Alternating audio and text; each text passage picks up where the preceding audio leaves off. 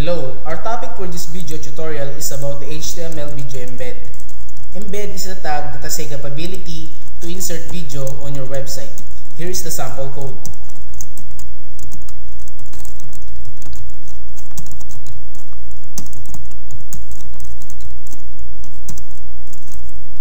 Embed src. This is the file name of the video to be embedded.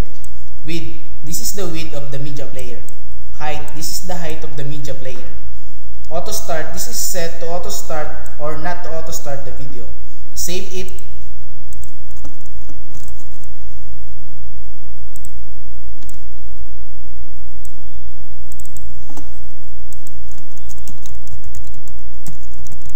And view it in the browser.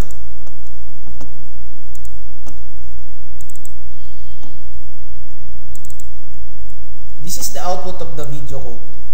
Well, that's all for this video. Thanks for watching.